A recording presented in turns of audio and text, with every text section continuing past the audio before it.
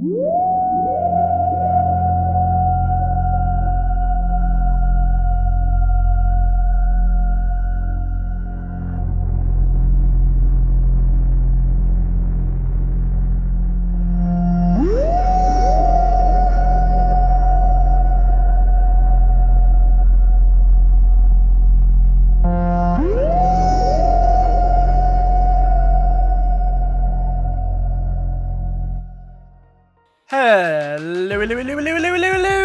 YouTube fanatics, and welcome to the Dripping Hartnell podcast, the only podcast on the internet where cats can talk.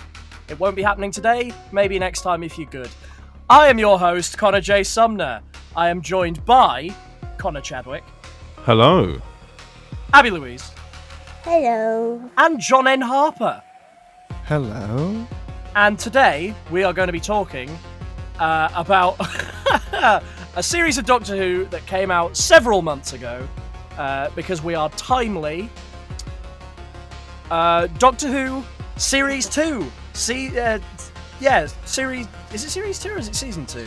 Season 2. Season 2, otherwise Season known as 2 Series 15. Or Series 15. Yes. Yes, that's what we're going to be talking about in this episode. But first, I'm going to hand over to Mr. Connor Chadwick to explain why we're on this channel now. Hello, for anybody who might be coming over from previous Dripping Hartnell podcast listens on Overton Audios. So, we've moved to the YouTube Fanatics channel. I made a video a couple of days ago talking about what this channel was, trying to make it more of a community thing, and try and make it into something that's more of a group project type thing. I mentioned in that I was going to be moving the Dripping Hartnell podcast here, and essentially this is the first one, and this channel will now be the new home of the Dripping Hartnell podcast, because it was starting to get a little bit cluttered. Overton Audios, not going to lie, I've got enough on there. Anyway, I'm getting near to 1,000 videos on that now, so it's getting a bit much. So why not, use the channel for good things like a nice little podcast about Doctor Who, because none of those exist other than this one. Yes, exactly. Yes. Indeed. So, so them's the breaks. We're on this channel now. Hope you enjoy. We've got a lot of content planned. We've got some content planned. Yeah, we've got some. Probably. We've got some. Yeah, in dire need of a rebrand, that's for sure. I think the channel, this YouTube Fanatics channel, is so old that there is no banner or header, there is no profile picture, and we don't even have custom thumbnails for some of them. Like, that's how old those videos are. Like, I mean, again, to put into context, that was 12, 13 years ago. Yeah. So just keep it the same. Just keep it completely blank. yeah. Never update. keep the channel as it was. No. We are reject modernity. Yeah. So yeah, we are going to do a rebrand. Hopefully, that probably will happen before this comes out. Yeah. It would look slightly unprofessional if we put out an entire podcast episode before we have a logo. Yeah, we're also going to change the Dripping Hartnell logo as well. But that is true. Why don't we stay in fashion and just have no logo? Yeah, exactly. Have no identifying markers whatsoever. Do you know what? Let's scrap the name as well. The subtitles. Yeah, it's just a video. It's a video titled Untitled.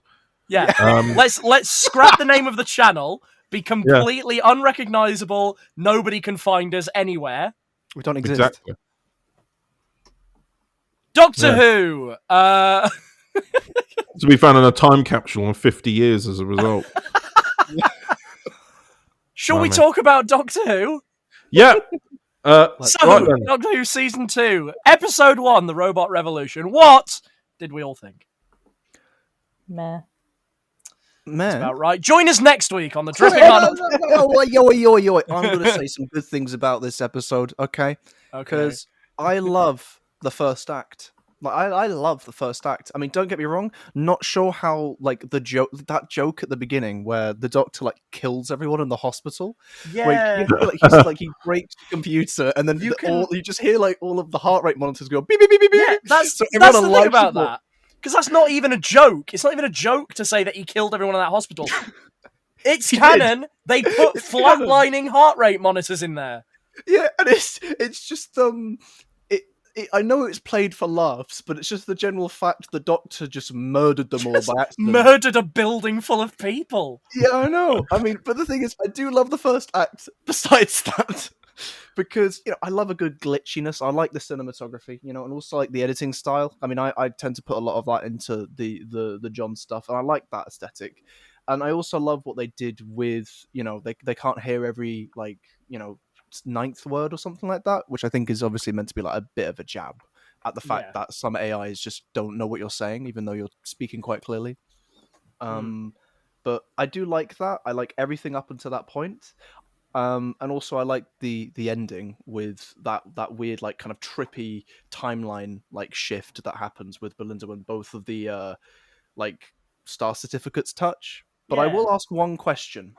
Why did we get such a massive display like that? That was like it was a very good artsy way of showing it. But why did they do that when I'm pretty sure that Matt Smith's Doctor goes back in time and saves himself? And I remember seeing Rory open the Pandorica, and then the Rory and 11 have the same Sonic in hand from different time zones, and when they touch, it's a little spark. I love how that's like the complete difference. You're either gonna literally live, like you're either gonna get sent through infinite time, or it would just be a little pop, and one of you might turn into cum. That was a weird ending for a villain. That is, to be fair, he's a singular sperm and an egg. It wasn't even, and then even then he didn't get a chance to live again. He just got hoovered up. No, it's See, like I thought it was a fun. I did think it was a fun story. I think it's a nice sort of carefree kind of episode to kind of bring everything back, but much like it's similar. It has a similar effect to what Space Babies had, except that with Space Babies, we hadn't that one. I don't know. Space Babies felt a bit weirder, even though I do sort of enjoy Space Babies for the most part. Still, it still feels a little bit like with Robot Revolution. Well, we'll get into this as we go through talking about the series, but I very much enjoyed Belinda's characterization in this, and I was just the sad thing is that it only lasts for this episode. No, exactly.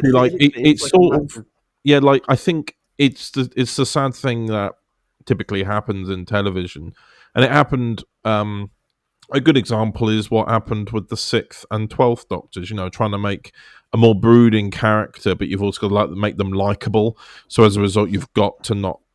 Like Belinda, if I would have loved to have seen what episode, like that episode, Belinda would have, like that episode version of Belinda would have actually been like throughout, like her not putting up with any of the Doctor's kind of theatre dramatics, and because she doesn't even get a full episode like that. It's literally like 5 minutes, and then the next episode she's like, "Oh my god, we're in the 1950s! Wow!"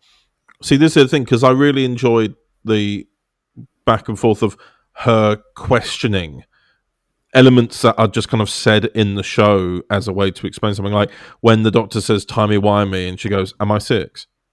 Exactly. Like, that's a great way to kind of jab a bit at the way the show works, and to kind of get us going, oh, okay, I like the fact that she doesn't put up with this. That was a bit of a "you go girl" moment for me, because I hate that phrase. I it was in one episode. Wasn't you don't funny like then, it's not timey wimey? No. You don't like it when it goes timey wimey wibbly bobbly? No. I don't like cliches. Oh, well, it's not. Well, it's okay. To be fair, it was a bit childish, but it's funny. Yeah. Sort of for like. It was good the first time, and then they just sort of ran with it. But I enjoyed those elements. But I wish we got to know that. I can't remember her name. The friend that the Doctor had made in those 6 months, who died within. What the bloody hell is her name? Sasha 55. Sasha 55. Yeah, that was it. I'm fairly certain. But like It was I wish Sasha. we'd got to know her, because she gave her life for the Doctor to live, and Yeah. the Doctor cried for her. That they must have, like, well, there was none of that. Like, even Yeah. like, because all we saw were a couple of flashes of him being dragged away while the Yeah. TARDIS got pulled away. Like, why couldn't we have had some quick shots in that little camp of them having of her making him a meal, them having little laughs together, trying to make the most of it? You know, at least we would have had something in the context of they were friends when everyone else was being grumpy or being very upset or like busy. They were sat together, keeping Yeah. each other company when the other felt lost. And there was Yeah. Yeah. none He of that. seems to move on from Sasha quite quickly. I think it's mostly because, like, in the previous episode with Joys of the World, they do explore a relationship with the Doctor staying on Earth with a particular person for a long Yeah. amount of time, and I think that's probably why they didn't go too far into it, because they didn't want. Because don't get me wrong, they in their heads are probably thinking, "Oh, we don't want to repeat ourselves," but also I think what this show is lacking and has been for the last 5 or 6 years is a level of consistency. I know the show is about change, but the thing is it doesn't feel consistent with what it wants to be and what it's trying to say. The Mm. Doctor will stay and bond and know, but the thing is, we know that obviously eventually he's going to move on and find someone else. It has to, because that's how the show works. Mm. But if you introduce a companion character who then dies and the Doctor gets over them very quickly, you're telling me that the main character wouldn't give two shits if Belinda died. So Yeah. you're basically telling me that I shouldn't care about her. Well, Obviously, I I mean, do, because her that's performance I is good. completely agree. I do like I wasn't looking for something like a whole sequence. I meant, like, you know how quickly where everyone made jokes about how many flashbacks there were in this series. Anyway, Yeah. it could have been something like a very quick 1 to 2 second thing of them having a meal and laughing. But as Mm. well as that, I really wish that as a result of her being forgotten, um, throughout the episode by the Doctor, which Belinda then brings up and says, "You've forgotten about her, quick," and Mm. he's kind of really gets up on his guard. I was so hopeful that we would see this Doctor's kind of arrogance, because this Doctor has portrayed a lot of arrogance, Yeah. and if I mean, I mean, again, we'll get into it as the episodes go down, but Yeah. like, I mean, the characterization of the Doctor by this point in Robot Revolution is a very ego-led person. oh yeah, You well, know? this is the thing as well, and this is something that I found, like, it was such a missed opportunity, because the 14th Doctor has gone and taken the time to heal himself of his trauma. That has meant that the 15th Doctor is carefree and doesn't hold any of that weight anymore, which has And enabled also, to be this fair, behavior where the Doctor can just kind of be carefree and not think about it. And I wish they'd explored that more, to go, no, no, no, you still take responsibility, because I love it when they do flawed elements of the Doctor. He can't be perfect, mm. No. and they didn't and explore this. like also to be fair, if I woke up one morning and suddenly I'm this big, buff, sexy man, I'm like, I'm gonna be acting the same way. Like, To come be on. fair. Yeah, but that's also what's interesting about it, is I suppose you're questioning, like, in a way, how you would act, but like with the 15th Doctor, I liked the idea that Belinda was going to challenge him a lot more on these things, and I was Yeah. hoping that as the series would go along, we would see his morals, his kind of the complex he has within himself, start to get broken down by Belinda just saying, "You're an idiot. What are you doing? How can Yeah. you do that?" Like, I mean, again, I know we'll get into this later down the episodes, but there is a particular point in the series where he goes too far and he never gets questioned about it, and that's Yeah. just completely inconsistent. I mean, the thing is, this is what I saw in an interview with Russell T Davies. I love his writing. Like, I need to say, if I say anything that sounds a bit negative towards Russell T Davies, I'm not shitting on him for the sake of it. Right. It's only because his main intention was to make it younger. He said that in an interview and stuff like that. And it's things like that which I can understand where he's coming from like the frame of it's not that deep. But I think if this show is going to be a family show, it kind of needs to tackle that. Like what you've just Yeah. explained there, Chad, is literally exactly what it should have been. That is what it should have been, because if you're a kid and you're watching these dynamics, it teaches you something about how people are. Mm-hmm. Whereas if there are no consequences, then a kid watching that is going to say nothing matters, don't think too deeply, but no, like it's part of development, and also it's something for the adults too, who were watching it going, I want to feel moved by this. I don't want to feel like I'm being talked down to, because no child wants to be. No, that's a very good summary, John. That's a good point. Yeah. Sorry. Oh. No. That's good. But yeah. Shall we? I suppose we should go and talk about Lux now, shouldn't we? Yes. We should. Episode 2, Lux. Yes. I also don't actually have that much to say on this one. Alan Cumming was great. Mm-hmm. Yeah. Don't make me laugh. Thank you for that. Yeah, thanks for the demonstration. Yeah, exactly. I like the idea of Mr. Ring-a-Ding. I like the idea of a cartoon being a Doctor Who villain. It's quite a cool concept. Yeah. I mean, I like it too. I mean, I'm not gonna lie, I've got a really soft spot for this episode. Like, I've got a real soft spot for it. Yeah. It was almost. I enjoyed it, but I just wasn't. It felt like a very. Well, I mean, it is literally this. It is an episode you could do that on a stage. Yeah. But I enjoy it for that. I liked the way it touched on, let's say, society views at that time. Yeah. What I don't like was the fact that when it actually got acted upon, almost similar to the style of Rosa. Yeah. It was all It wasn't fake. real. Yeah. Yeah. Great.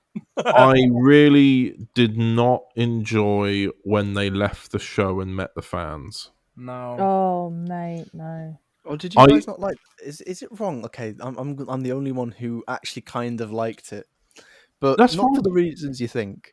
It's not because they met the Doctor Who fans. Is that I found it so fascinating on how it was written and how these Doctor Who fans were seen as, because it's a reflection, or at least it's the rose-tinted glasses reflection of what the producers think Doctor Who fans are like. I'd say probably the writer, really. Yeah. Yeah. I mean, it's definitely rose-tinted glasses, because... Well, I do think that for the most part, Doctor Who fans are like this, except they're probably reflecting more of the American audience. Yeah. Oh, yeah, it does. I feel sense like that these were American fans with British accents, in my view. I was really hopeful at first that they were going to be the three heads of Ragnarok. Yeah. I thought the fact that, they are watching and they see everything. I thought, I really hope that leads somewhere. And then it didn't. And I was just like, what I didn't like was the fact that the pacing of it went mad. It just stopped. Also, the music as point. well. Like when the again, I do like the sequence, but I do remember when watching, saying when the Doctor Who fans are saying goodbye. I remember thinking, why is the music so loud and dramatic? Because it was so emotional, and I was like, this doesn't feel right. This feels so off. This doesn't make me feel emotional at all. It really pulled me out, because I was looking at it in the sense of, this feels like a fan show. Do you know what I mean? Yeah. Yeah, I was trying to remember what I said that week that could have been done. I said it at the time. What could have been done, to still keep that sequence, but to have had it somewhere else. To have still kept it, but kind of changed what it It could have said exactly the same, but the context behind it, the backstory behind it, would have changed. And I came up with a way to do that, but I think I've just forgotten it now, so as a result, it's hopeless. And there was no point in bringing it Great up. talk. No, but I had many questions about how the powers worked. So, for example, and I've had people tell me their answers, and I can kind of get on board with it. So I'm more accepting of it than I was at the time, which was, how come when those people in the theatre got taken, they were frozen in film for 3 months? Meanwhile, the Doctor and Belinda could change the way the film worked Yeah. and move it and go frame by frame. Some people said it was because it was the rules of the game, because it's a game with a god. But I've actually tried looking through. I cannot see where that's explained. I get that it's not. No, I get that it's the rules of play, but that only ever applied, like that was only ever said to the toy maker. The toy maker, which makes sense because he's the toy maker. Yeah, and there was no rule of play when it came to Maestro. So Exactly. I think when it comes to it, I think Russell's really trying to make them a pantheon of gods that all align together. Like Maestro is the child of the toy maker, Lux is just sort of there, Lux. and I think he was trying to make all the gods quite the same. But the issue here is that the whole point of like in Norse mythology and Greek mythology, there are obviously lots of gods that represent different things. But it's like he's got the concept down, but then the execution is just do the same thing as last time with different powers. But each god should represent something, not just in words, not just in words, but also through what they actually do. Because trapping people in film is not light, is it? No. Without being really I guess blunt, it's that's nothing to do with light. I know that there is obviously an element of light in taking a photo, but I don't know where the correlation other than the fact of we want to set it in an American cinema, Yeah. yeah, I don't know how I feel about the ending, with Lux just absorbing so much light and the light of the universe of life itself getting big. Yeah, and just becoming That's what he does. Yeah, but just becoming the size of the universe and just being everywhere all at once. I thought, well, that's interesting because there's not really a defeat. Yeah, he just becomes everywhere. I just there's a lot of questions I have about how this episode operates. That just seemed like a bit of a continuity error. Like, I don't really get it. But I did enjoy. I still enjoyed kind of Belinda's view on it, like, as in her first trip in the TARDIS, being that she doesn't really want to be there. So I just remembered the meme that was the Doctor Who Unleashed Next Time trailers, which I think all of them for Series 2 were just the Doctor walking through a door. Yeah. And this was the first one where they walk in, sonic the door, open it, and look in, and then it just cuts to credits.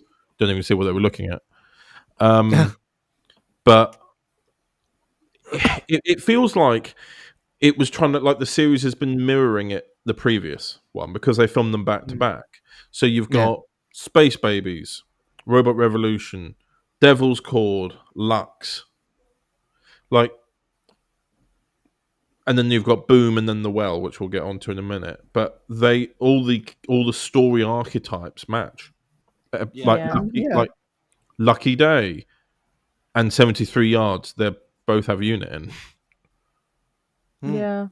I mean, the thing is that when it comes to, I guess the matching of it, I don't really know why. It's a nice format to follow, but the thing is that I'm pretty sure that season 1 had the episodes reordered before release. I'm pretty sure I read that somewhere. I heard that somewhere. I believe it was Devil's Cord and Rogue were swapped, is what I'd heard. Yeah, that's what I'd heard too. And the thing is, then you've got Series 2, which obviously directly emulates it, which I think also falls... I mean, we can talk about this later, but, this falls into the always the plan mentality kind of thing. And I've got a lot of thoughts about that. Yeah, we will get into that in the reality war chat. Yes. So keep listening. Yes. But yes, so I did, for the most part, enjoy Lux. I just felt like it was a story of convenience and aesthetic rather than telling a story to make you think. Yeah. I didn't get the whole regeneration thing. I'm not a No. massive fan of when a character is like, in this sense, the Doctor is having regeneration energy taken from him, and he's literally being drained of life at this stage. Like, all this life is being taken from him, and he's basically unconscious. And then when it gets broken, he wakes up full of energy. And it's like, Yeah. that's not how it works. This isn't a video game where your health regenerates. Like, you've just had a lot of life force taken from you. We don't know the continuity of regeneration now. That's been left really ambiguous. I mean, Like, technically, the way that my brain does it is that obviously from Capaldi, like that's one regeneration. So like the second set, that's one, and then Capaldi to Jodie is another one, and so on, so on. But then well, when yeah, it but gets what I to, mean like, is, what's the limit now? Is it just, and obviously with the inclusion of the Timeless Child, is it that they're now the Timeless Child again and can regenerate infinitely with no Time I Lords don't anymore? think We don't know. that's not been. I don't think that's been confirmed in any way. I think it's been No, obviously that's my point. interpretation. Oh yeah, That's yeah, my, that's my point. He just had all this regeneration strained out of him. How many, like, is that, how many lives is that lost, or is that just going to re-heal itself and like refuel himself? I don't know, but yeah. no, I just don't really get it. But nonetheless, there's a lot of things that I had questions of about Lux, and yeah. Yeah. So, Yes. is that all? Is that everything? Mrs. Flood. Yes. Let's get to her later. So, the time has come to talk about the well. Well. Ah, see what you did there, you cheeky boy. Anyway, I adore this episode.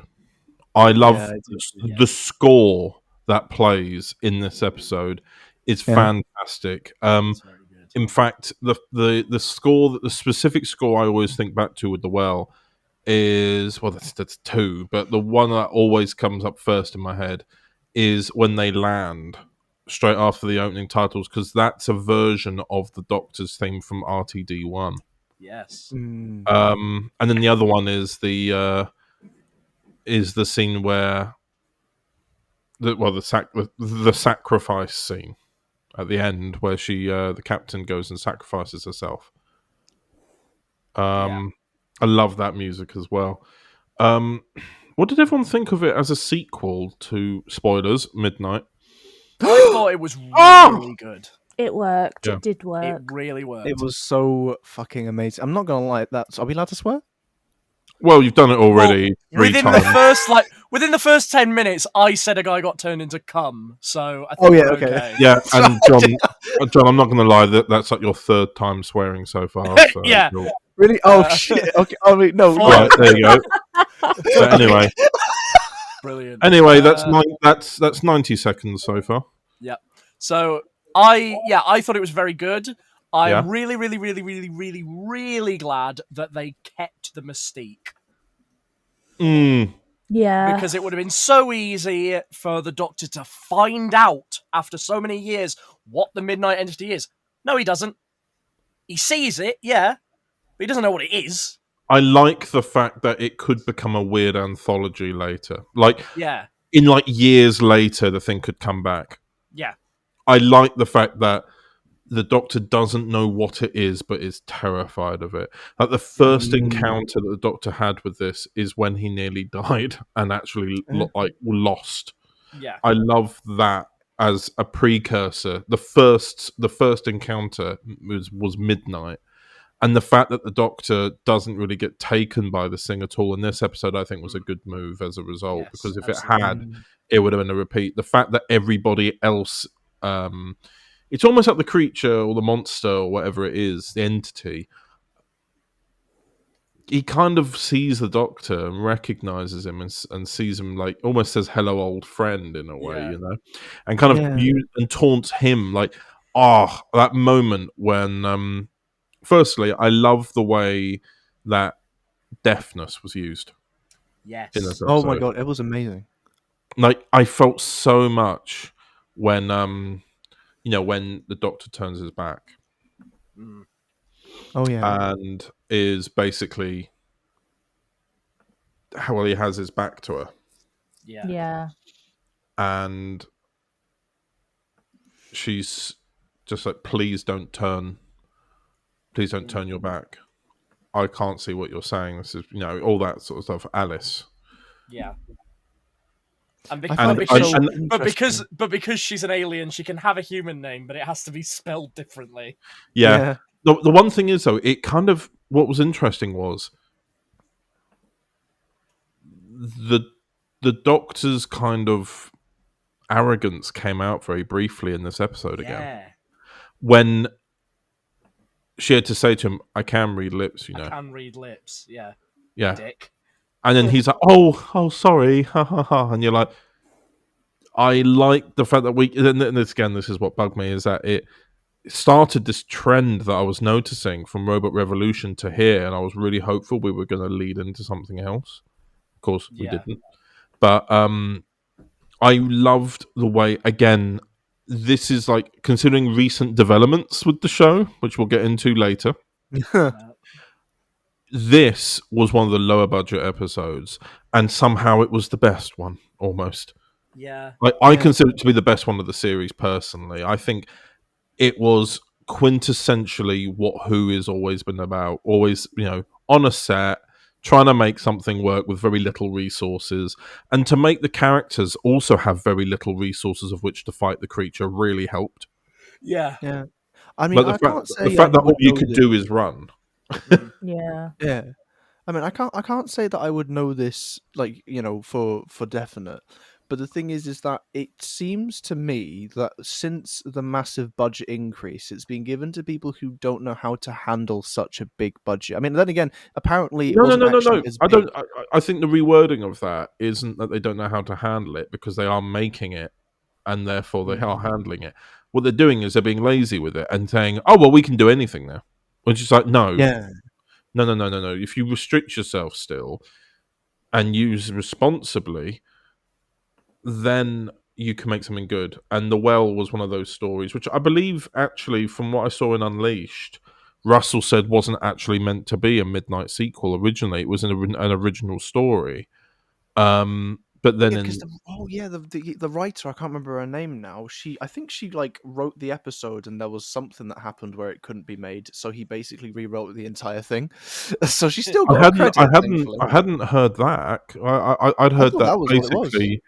Oh right, I'd heard that the story is basically the same, except that it's made into a midnight sequel. So it's the creature is still kind of there. It's like a creature hiding behind you and stuff like that. And that Russell thought, well, why don't we make this a midnight sequel? That's what I understood to have happened. I do like it. It would have been so easy to just make it Midnight 2, but it's not. It's The Well. It was always the plan. I like the fact that we do see very quick glimpses of it. What I don't like, though, is that we got to see the mask that was used through Doctor Unleashed. Yeah, because as a result, never have revealed it. No, a lot of Doctor Who fans have watched that and made fan arts of the entity based on that mask. Now just we know what it looks like. Well, that's the thing. That mask was probably not made to be what it looks like. Yeah. It was made so that it looked kind of vaguely recognizable, but Uncanny Valley. Because nothing makes like, we're so used to seeing all these snazzy special effects nowadays that seeing something that looks like us but isn't us is still the only thing now that will really creep us out. I think because the shots were so quick, they could have gotten away with just chucking what the bloody hell was his name? The person who is usually in the suits. Paul Casey, yes. They could have just whacked him in a fucking black bodysuit and it would have achieved the same thing. And we wouldn't have scores of people watching Doctor Who Unleashed and now making fan art of what the Midnight Entity supposedly looks like. It was Paul Casey in there anyway. Yeah, well, no, that's what I mean. They could have just whacked him in a black bodysuit instead of making a mask for it. True. Well, this is the thing. What I also like is the fact that it. I've just looked at his credit for the episode. He's not credited as the entity. Yeah.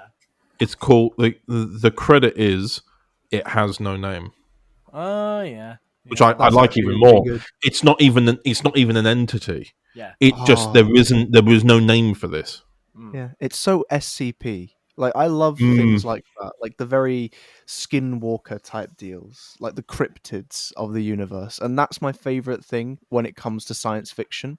That Yeah. science fiction horror, anyway, is the things that are half real, that don't have to be gods or demons; they just exist. And that's what I love about it, because a lot of SCP technically doesn't make sense for them all to exist in the same world, because of how it all works and how they seem to defy the laws of physics. But you just don't question it. You just sit and let it scare you. Yeah. That's what I like. Yeah. I think Not in it's real because- life. Like, please don't bring the demons upon me in real life. But like, in fiction. No, I do like that because, like, even the not things from Wild Blue Yonder are basically things now, because they are the not things. You know, they're called the not things Because they're not given things. but- They were given a name in the episode. So yeah, I think as a result of being not things, it makes them a thing They're because we've now given them things. value by giving them a name. whereas the Midnight Entity, and that's what it's called. That's not what it's called. That's what we call it.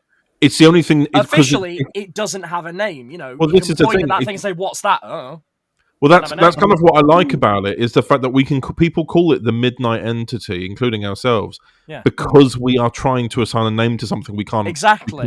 like we have to assign a name to it, so Can't- it becomes the something. human brain cannot comprehend a lack of something. Yeah. Yeah, so we have to give it like something. We have to give it a thing, a name, even though that's our way of naming it. Yeah, I mean the thing is, I can tell that Russell must be very, very proud of Midnight, because it exposed a lot of things that I guess wasn't commonly but intermediate. In fact, it was usually the kinds of things that happen at Midnight is the kinds of things where normally the people who are calling this one person out tend to be right, but it was the other way around, and that was made it quite dynamic. Is that most stories would just tell it one way rather than the other. Russell went with the other, and it was really, really good. And I really love the episode. And you can tell, like we mentioned the 60th with the not things, he definitely was wanting. I think subconsciously he's been wanting to rewrite or write a sequel to Midnight Time for has a while, because he's put talk loads of about references to the story well. in this era. Like like the canon, like the radiation Ah, canon is the I see what you same did as the there, you radiation cheeky that boy. was in the Anyway, episode of Midnight. Like I can't remember what the actual extonic beam, whatever. And Yes. and it's stuff like that where you can tell that this is Is something that very has definitely made him feel quite proud of his work. And I think that's probably why when he went back to revisit it, whether with another writer or not, it is probably why it's turned out so good, is because it's where the light is, and it's probably what brought him joy when writing it, because I think he's probably like sat there writing it and gone, this is something I love, and he wanted to make it good, Yeah. passionate, I mean. Oh yeah. Yeah, definitely. Yeah. I really enjoy the well. Yeah, no, it is. They did it really well. I was worried I thought that it was they would really good. show the creature It for really longer, worked. and I'm bloody happy that they didn't. Yeah. Well, within the first 10 minutes, I said a guy got turned into cum, so I think we're okay. Yeah.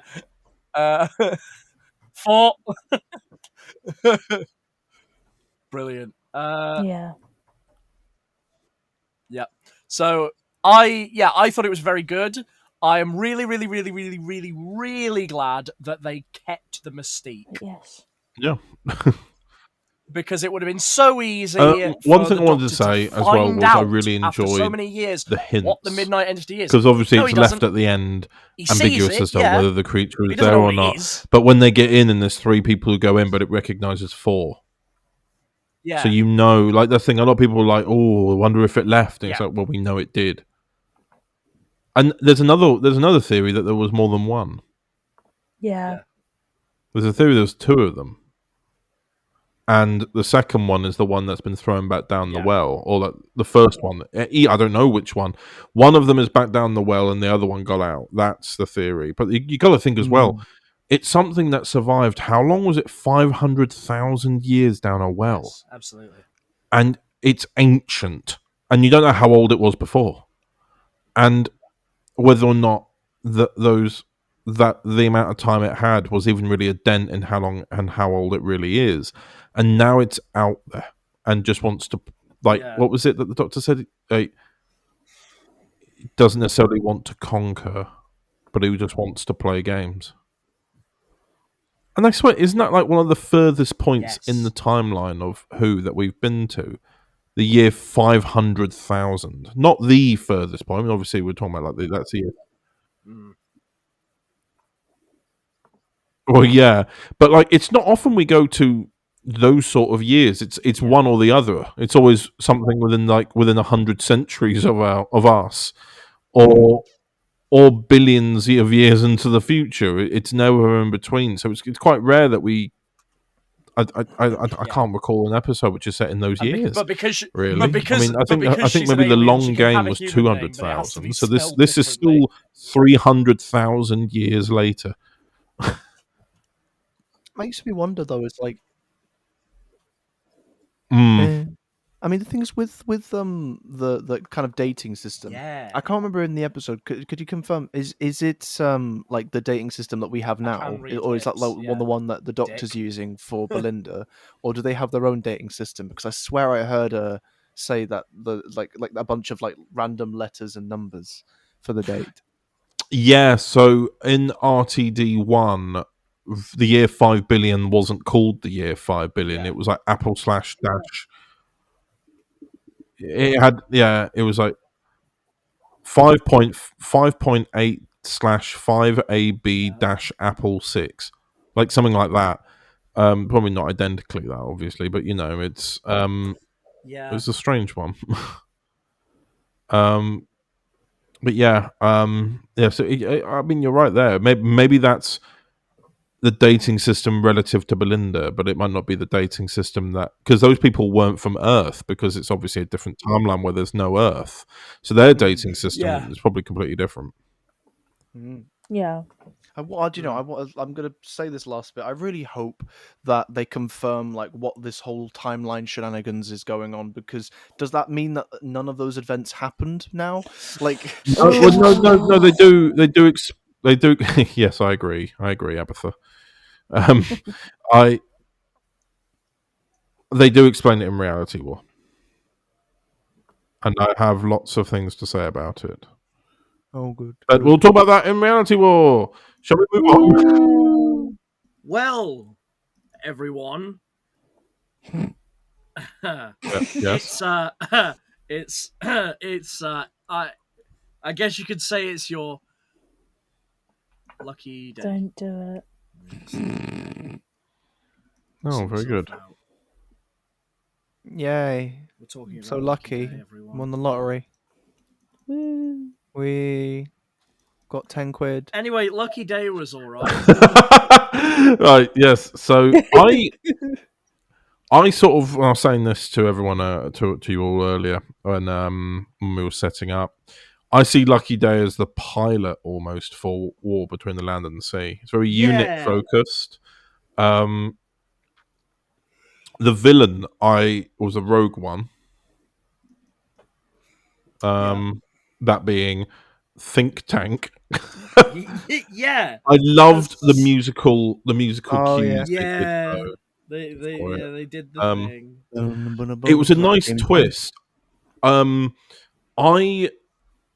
I thought I didn't, because obviously I'd seen the behind the scenes from the filming, and I knew that from the finale that Conrad had something going on, but I never initially I never really thought that he would be a bad guy. So that was a nice twist.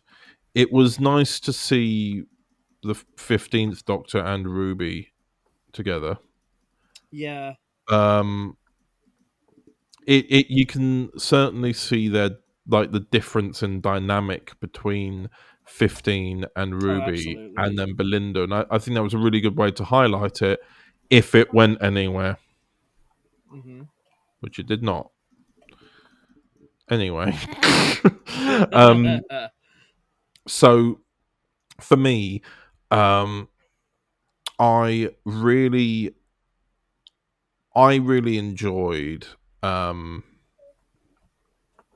I just really enjoyed seeing what happened to Ruby, because obviously at the time there was all this, like when they were filming it, there was all this speculation about what had happened with the filming.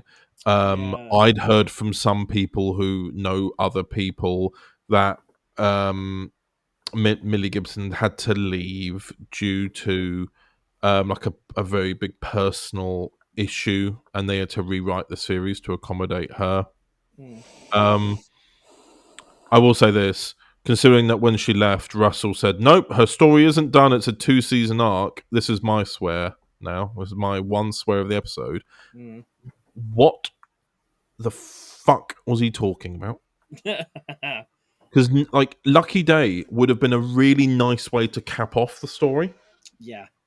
And have her kind of make peace. Because, firstly, where did we see PTSD explored? The whole thing was it was supposed to be that she had PTSD. Yeah. And it's one thing to feel really upset about what happened and to be kind of having a recovery from it. But it's not quite like, where's the gritty stuff there? Where's the realness of that? It wasn't there.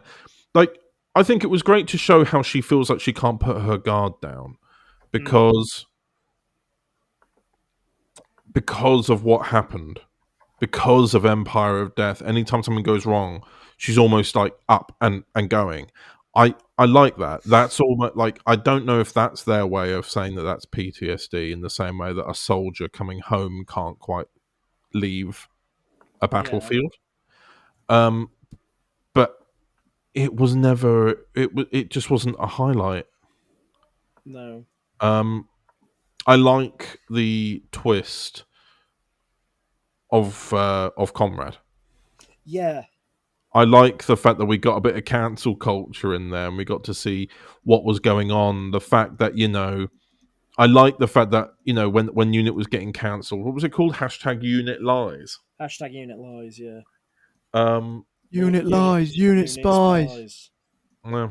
I like the fact that because of outrage, you get to see kind of how many people who are allies to Unit just start going, maybe we should shut Unit down. Yeah. And like the fact that they have to transport everything over to Geneva because the building could just be about to be shut down by the government. Yeah. Because of public outcry. It was a really nice insight into that. And obviously Comrade annoyed me enough anyway. Oh, of course. But the fact that, I mean, the scene with the doctor at the end. Oh yeah, I mean the thing is, Conrad. Yeah. Sorry. No, I was saying I love that scene with the doctor at the end. My issue is where, like, the doctor is written too much like he's human. Yeah. Yeah. Like, we do this. You are on our bandwidth, and it's like, you don't really get involved in this. You're not here for the day to day. And I thought that when this was getting like when Conrad in that final scene reveals the name Belinda to the doctor before they've met. Yeah. I thought that was going to link into why he was randomly chasing after Belinda. Yeah. I think it does. Wait, did it not? I thought that was what that was. But why is he chasing after her then? But why is he chasing after her in the episode then? Because he knows of her. He knows of her. Why would the doctor be chasing her down, shouting her name? If, like, that's my point. It's just drama. It's just for the drama. exactly. It's my point. There's no reason for it. He goes, "Who?" Oh, and he goes, "Oh, right, yeah, you're going to spoil my future." Why? Like, I don't understand why he'd then be chasing her down. Like, I thought maybe he's aware that the robots are looking for her, but then he was completely surprised by the robots. Yeah. So, oh well, another thing to add to the list. I do think it was very good because it showed even more range than we've already gotten from Shooty, because we've gotten happy and jovial, we've gotten sad, and this was the first proper time that we've gotten real seething anger from Shooty. Yeah, and I like that because I was like, oh, okay, scary man. I wasn't Ooh. particularly scared by it. I thought it was intimidating. I didn't at all. I don't know. I don't find the 15th Doctor very scary when he's trying to be. I don't know. I just can't take it. See, it's like I don't know. I don't know what it is about that Doctor. I just can't take the angry moment seriously. But I liked the scene nonetheless for what it was trying to do. Yeah. I just wish there was some more coherence to it. Yeah. I think it's become quite clear that certainly, especially at the end of this episode when Mrs. Flood appears, that her cameos were not in a linear order. Yeah. Because I think the Mrs. Flood that appears at the end here is after Interstellar. Yeah. Yeah. Because she's not asking about a Vindicator and she's letting Conrad out. Yeah. Which probably leans... I mean, it's never specified how soon after... when was Lucky Day set? Pretty sure it's set in 2024 for the most part. Oh no, 2025. Sorry. Yeah, but is it set just before Belinda? Is that why? In that case he chases after at the beginning of the series? It's because it's on the same day. Could be. Because Comrade's let out. Nobody seems to say, "Oh my god, he got let out," and then a few days later this happened. The world is just different, and nobody mentions that Comrade escaped. I mean, it could just be a thing where obviously Conrad mentions to a younger version of the Doctor about Belinda, and then the Doctor goes back slightly in time to find Belinda at the right stage, and then obviously goes off and travels with them in their time. And then that's when obviously history kind of repeats itself in some way, where the Conrad story happens later but down the line. at the same time, the day that Belinda left is the day that she wanted to get back to, and that was the day that this thing had happened. So I would not be surprised if it's actually concurrent. That Lucky Day ends, and then the finale happens pretty much immediately afterwards. Yeah, because there's no break in that. So Comrade gets let out immediately after seeing the Doctor, basically. And I'm assuming that happened on the same day. I'm assuming. Yeah. But I think I'm looking into that a bit too much in terms of the dating. In terms of an episode overall, though, I'm quite happy about how it was. I don't mind having a Doctor Light story once a series. Yeah. Especially as it develops other characters. No, totally. Nobody else got any? Okay, I'll be done. I liked the shriek. The shriek is very cool. I like Doctor Who, and I think that Doctor Who is good. Yes. No, the shriek was a very good, just sort of more feral kind of. It's not necessarily a villain. It's just a creature. It's just a force of nature. It's a force of nature. It's just a fucking animal. Yeah. I think that's all I've got. Yeah, I mean, I think the only thing that I can say about the episode is that I thought it was a really good, well-written episode, and character-wise, it made sense. But it was just unfortunate that it was another Doctor Light story. Because don't get me wrong, always good to have a Doctor Light story once a season, but we didn't really get to see much of Shooty by this point, and we only have 4 episodes of his life left. Yeah. So But anyway, I think that about covers it. Yeah. Episode 5, ladies and gents, the story and the engine. What did we reckon? I really enjoyed it. Yeah, I think it's probably my favourite of the series. I have no idea what happened because I got confused. There was a spider who was like, "Rah." It just made no sense to me. I did get excited when I saw Fugitive, but that's about it. What bits did you understand from the episode? Not a lot. There's a god, Yes. and these people who are in this barber shop on the back of a spider. Yeah, obviously. Well, you said you didn't know, so I'm just, if it was obvious. Right, so they're going because the spider, they're on the back of a spider, taking a journey to the land of the gods. This particular individual, who is the barber, he helped the gods, and they Yes. threw it in his face. So he is using people's stories that they tell at the barber shop to fuel his story engine to take them to the land of the gods, so he can get his revenge and take the power for himself. Yep. Cool. I've got that right, haven't I? I think so. Does anybody here know? That's what I understood from it. But what I enjoyed from it, and it's something that I can't personally relate to, but I was able to talk to Dominic G. Martin about, Yeah. because he has a specific barber that he goes to. Yeah. He doesn't go to a local hairdresser's or barber that he's near. He goes and travels a few hours to his hometown to get his hair cut. Yeah.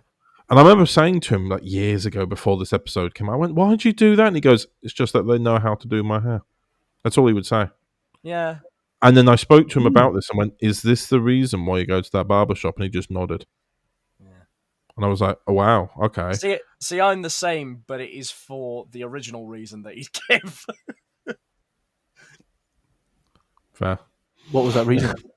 that they just know how to do my hair.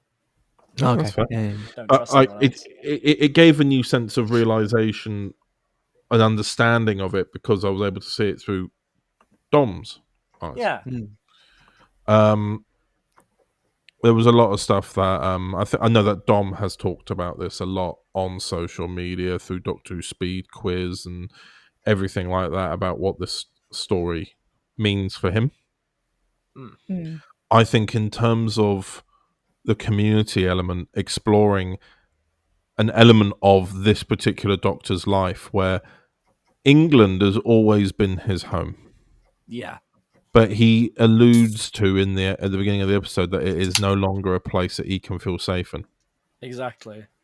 And I think that helps drive the point home for the audience, because we all know that it's God, I've lost my train of thought. No, because we all know the Doctor has always been comfortable in England.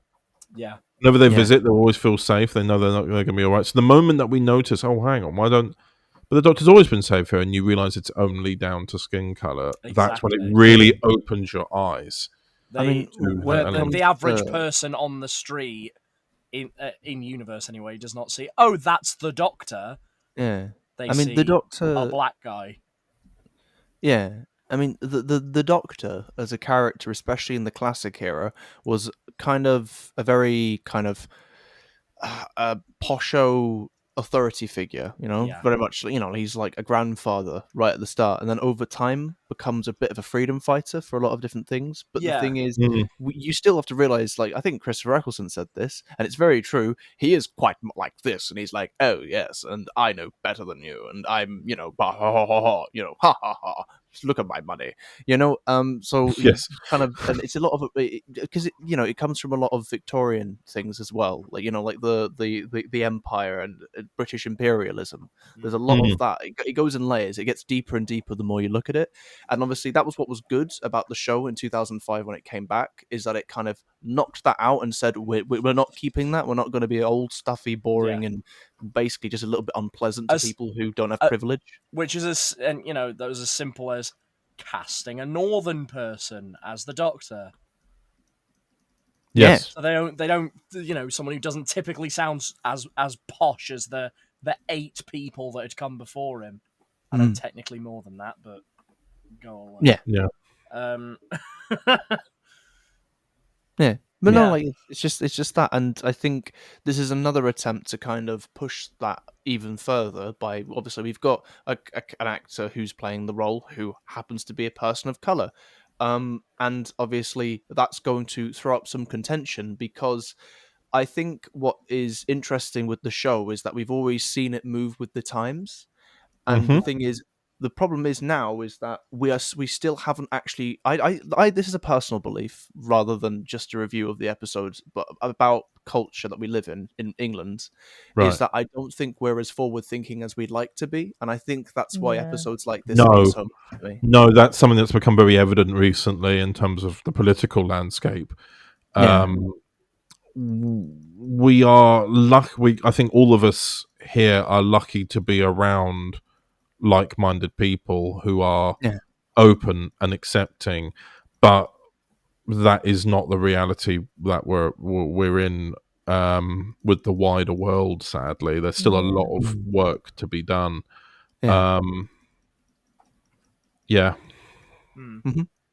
And it's things like that which I think is why I just love it so much, because it's filled to the brim with culture and understanding. Like even the bit with the hair, when you've got her braiding his hair, obviously, nice bit of history there and understanding as to what it was for, which I never knew before.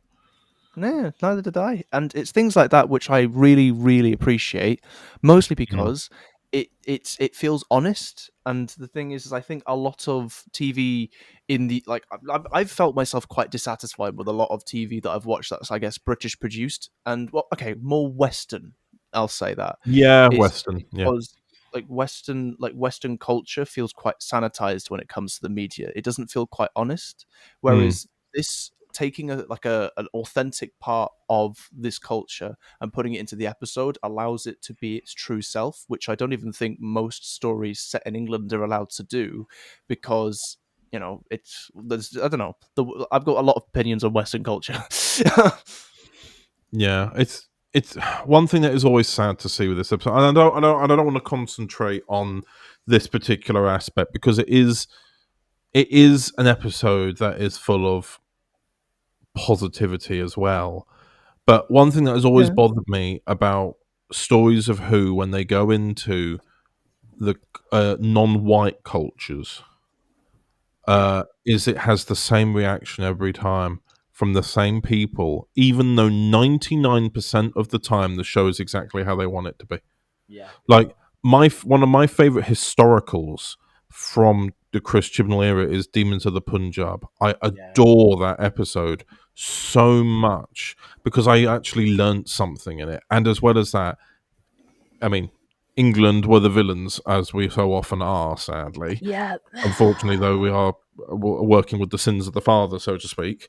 But the fact that everyone went, the fact that people branded that episode as so anti-English, when you're like, guys, you haven't seen history, have you?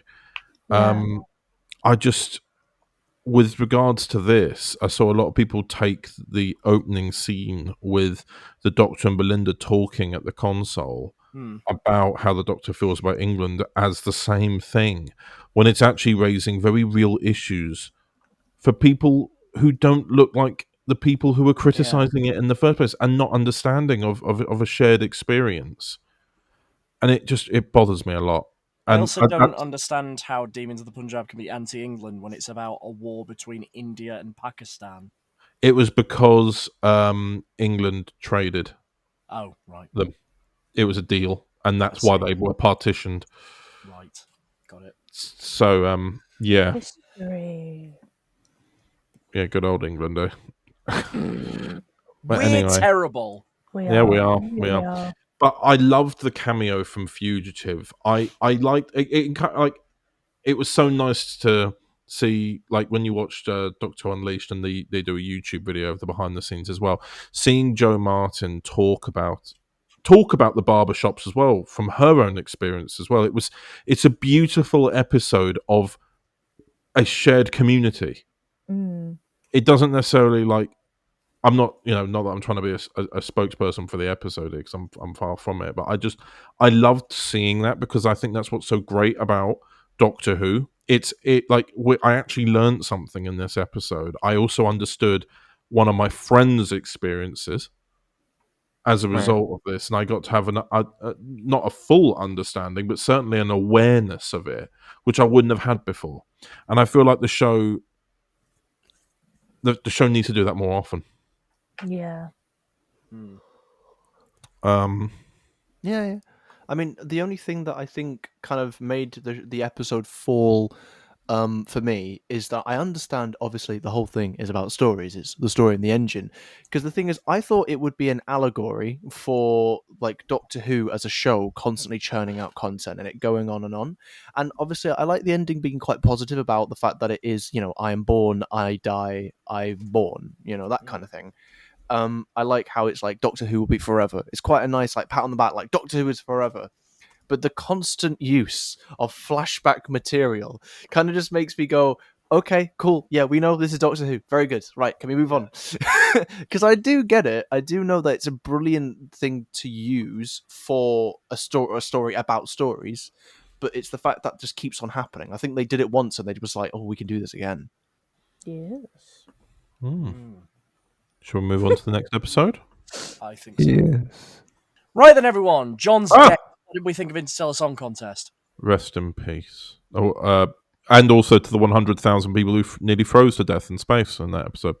Yes, of course. All right, so Interstellar Song Contest. That one is the one that felt the most where it's a shame, because I have really tried with the 15th Doctor, and I accept that. Before anyone gets the wrong end of the stick, I accept that he's the Doctor, but he didn't feel like the Doctor until this episode. Yeah. Until he was taking charge when he was by himself and actually having to take any form of charge. And that this was a point where I actually felt a bit of weight, because he was being completely serious, because 100,000 people were dying at that point. Yeah. That might have been the largest kill count in an episode if they'd died. Yeah. And that was honestly, that sequence when it happened, everyone flew up. I went, "Oh my god!" Like that. Yeah, I thought that kind of fucked me up. Yeah, I thought, I love this episode already. Like, I'm not all about going, hooray, I love death, but like I loved the fact that there was a massive consequence right off the start. Like, everyone who's there are now just suddenly being sucked out into space. And until they said otherwise, I assumed they'd died. Yeah. Obviously, that can't happen. But for that moment where I thought, oh my god, okay, this is the episode before the finale, and 100,000 people are dying now. Yeah. I always love it when the TARDIS does something else instead of just sitting there. Yeah. So, like, I loved it, for example, I know we talked about it earlier on, but in Robot Revolution, when the TARDIS is flying next to the ship out, and you're looking at Belinda, and the TARDIS is just spinning, flying along. That brought me right back to when I was a kid, loving Parting of the Ways when the TARDIS was flying through space, or The Runaway Bride. And likewise here, the TARDIS being pulled out into space as well, and flying and being like kind of out of control in its own way. Yeah. I really enjoyed the fact. No, I just like that. I remember watching it and thinking like that, something about like the alarm was going off, and then those shots of like space being completely pitch black but lit up only by that stadium, and all these people flying off in space. Something about it, I was like, silhouetted as well. yeah, silhouetted. Something about it, I was like, holy shit, this is horrifying. Mm. Like, But do you know what I love as well? Is that the fact that the Doctor already knew it was kind of happening. yeah, And went, Doctor don't knew worry. exactly But what was going to happen. But this thing, he was very carefree about it, which is something I've been Yes. trying to keep as a theme. And he went, don't worry, look, I'll fix it. And he literally opened a hatch, and right behind him were 100,000 people suddenly being sucked into space. Yeah. And he looked around, and he actually looked horrified. And I went, Yeah. brilliant, I love this. And then he got sucked out into space, and then the TARDIS got sucked out into space. And I was like, very much enjoy this. Yeah. Did you also notice how, and another kind of element that makes the 15th Doctor a bit flawed, he just stole tickets. Yeah. Yeah. I just thought, oh, He come just on. nicked this lovely gay couple's seats. Who had stated that they'd worked for years to get these tickets. To get there, yeah. I was like wow, again? Wow, Doctor, you are a real dick, aren't you? But it ended up being for the best because they lived. Because basically, if they got sucked out into space, everyone would have been fucked. Now, there was a lot of political connotations with this episode, even though it's been said that it was written pre-Gaza.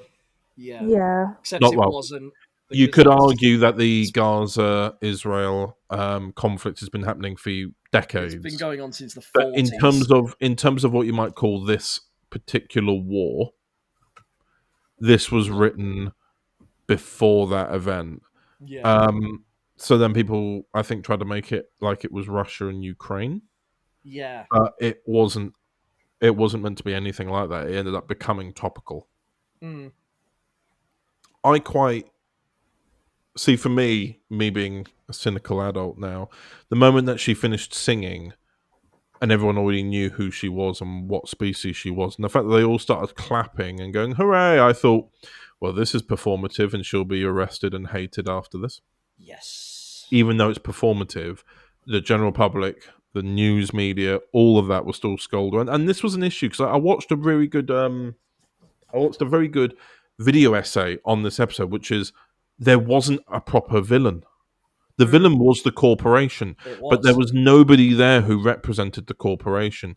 There was nobody like an ambassador or a supervisor who worked for them. It was just the corporation was just a name on the screen. Yeah. So the villains became the people who rebelled, and that isn't the message. And that's why I think a lot of people find it very uneasy watching the Doctor torturing refugees. Yeah. Especially again with today's climate, which again I can't entirely take the Doctor's anger seriously. No. And I know that for a fact that episode 1 Belinda would have just scolded the Doctor. Would have. Yeah. But it was never brought up. It was never brought up. It was just, you really scared me back there. No! Call him out! Yeah. He tortured a fucking, he tortured a refugee! Yeah. In fact, it was more than just, tortured. He'd made holographic copies of himself to continue to torture him. So there was, 3 of them torturing him at the same time. And he also threatened to shoot him into the vacuum of space and watch him freeze to death. This is terrible! I get the fact that they are rebelling. I'm not excusing the fact that what they did there, because what they did there was bad. But if the message had been changed to being the Doctor just failed to, this was the problem. The Doctor fell into the same trap that everybody else does, which is, yeah, well, you've done this. And it's yeah, but we're only doing this because of X, Y, and Z. And that's a lot of arguments I see happening with Gaza at the moment. And I think that's where it mirrors. I think it mirrors too closely to it. October 7th? Yeah, well, no, this is the thing. Up, you prat. Well, this is the thing. It ends up mirroring too much of real life to a point where it's so much more easily critiqued. I reckon if this had come out a few years earlier, there still would have been a bit of uneasy questions, but it was done. I mean, it's just why now? Yeah. Why do it now? But nonetheless, cameos from Rylan and Graham Norton. Considering that this was the year 2950, and Earth died in 2025. Yep. Why are they topical? Why are either of them here? Like Graham Norton, I could understand in the first few hundred years, but we're now nearly 1,000 years later, and there's just Graham Norton, which implies that pre-2025 they had the technology to do this, and they used it on Graham Norton. And on top of that, someone cryogenically froze Rylan. Not But they didn't do this for why would Stephen Fry at least? Well, they didn't choose to use the hologram technology on Martin Luther King. But do you know what that means as well? No, Graham Norton. Do you know what that means canonically as well? What? It means that Rylan must have been cryogenically frozen before the finale. It wasn't oh no, the world's ending because of what Wishworld was. It was all the the world's ending. That's what Freeze I mean. Rylan. Save him. I love the fact that people were like, Linda was like, oh my god, I get to meet Ryland. My mum was sat there like, who? Yeah, but this is the thing as well. They wouldn't have known this because, again, I know we're crossing over into Wishworld here, but because reality had been changed, Rylan technically wouldn't have existed in the Wishworld anyway. No, which means he's been cryogenically frozen pre-Wishworld, but yet somehow has been erased from Wishworld and is still existing 900 years later, being revived every other year for the Interstellar. Maybe in that case, it's not even maybe the reason he's not in the Wishworld is because it's not only did they cryogenically freeze Rylan, but they shot him into space. I was going to say, have they done a Spock with him? Yeah. They put him in a capsule and shot him off. Going, well, just in case we get horribly invaded, we'll just make sure he's orbiting. Shoot Rylan into space. I like to think that passengers on him. Yeah, how long would that's the thing. You got to think that Earth's blown up. Let's check for debris, and they just find a cryogenic capsule of Rylan Clark. Yeah. And go, you are the ambassador for Earth, and he's like, oh, all right. Yeah. He's like, all right then. Well, we better get Graham Norton in. Quick. Turn Graham Norton into I know that it's. I know that I as much as I like poking fun at it, I know it was just a nice bit of fun for to be relatable for a casual audience. Yeah. So I get that, and I am appreciative of that. It's just funny to imagine that it means that they've got cryogenic technology in the 21st century, and they only use it on Rylan. Yeah. Because there's no other ones. Where are the others? And how did he get found, but nobody else? They say the human race is all but extinct, apart from Rylan.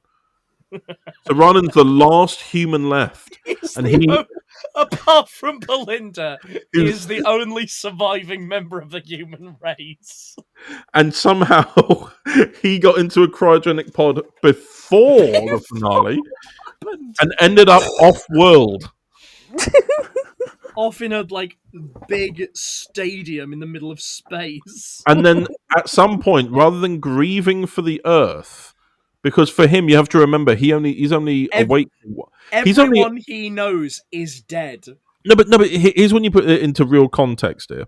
He's only awake for 1 day a year because of this contest, which means it's been 900 days, which is just short of 3 years. 3 years. So it's only for him. It's 3 years after his entire species died, and he is just making sure his teeth are still white.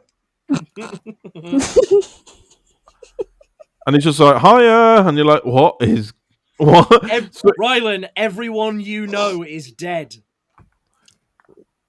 He gets. Anyway, I think the episode had its flaws. I liked it for feeling like a Who episode again. Yeah. Again, I remember because I was watching it on BBC iPlayer, 8 a.m. when it would come out. No, actually, yeah. Oh no, yes. Series 1 came out at midnight. It was Series 2 that came out at 8 a.m. So, God, the feeling I had when Susan appeared. Of course, I'm very upset that it went nowhere. It was just a little cameo now to add to the pointless other cameos that have happened before. It was Because they've had cameos before. So annoying, man. Yeah. It's now obviously actually in the last couple of days since as of when we're recording this, there's been an interview with Carol Ann Ford actually saying that she filmed a whole sequence in the finale where her and I think Poppy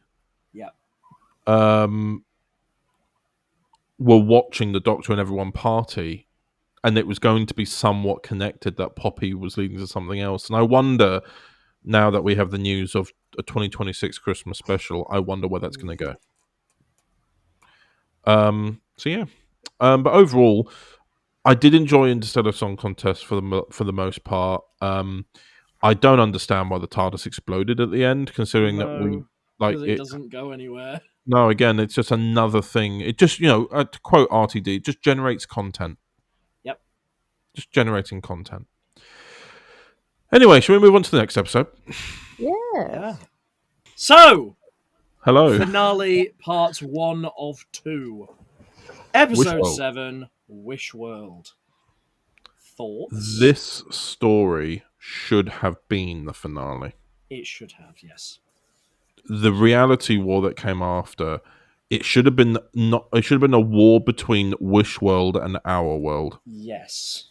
And it should have been I don't mind the idea again of obviously one thing I remembered we've completely forgotten to mention about the last episode was the reveal of the Rani. Of course, yes. How did we forget that?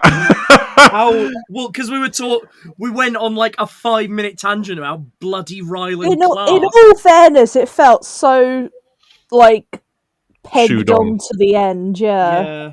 Could it not have been in the episode? But whatever. Oh yeah, it was in the mid-credits scene. That massive reveal. So basically, people who turn off as soon as the credits roll wouldn't have seen it.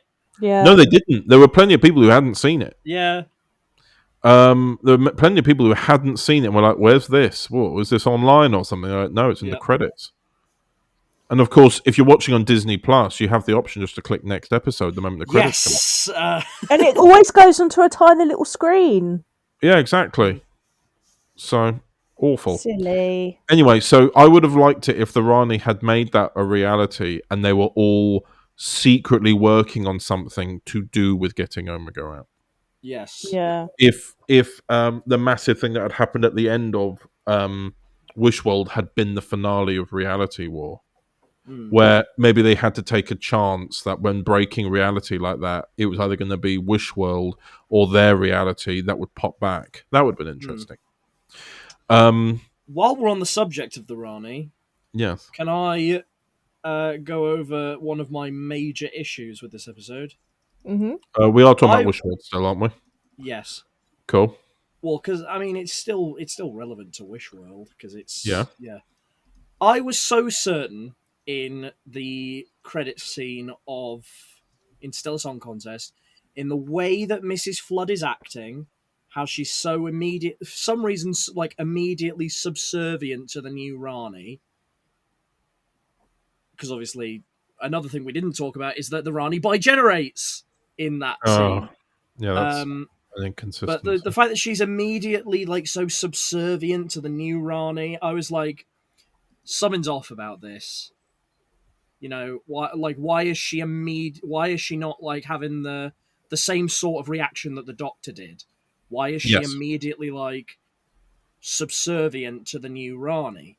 So I was like, she's got, this is like part of her plan. Yeah. Part of her plan was to die and to bigenerate so that there'd be 2 Ranis on the scene so that the Doctor could never be, could never beat them, whatever. Boy, was I wrong. She was just completely subservient to the new Rani for the rest of it.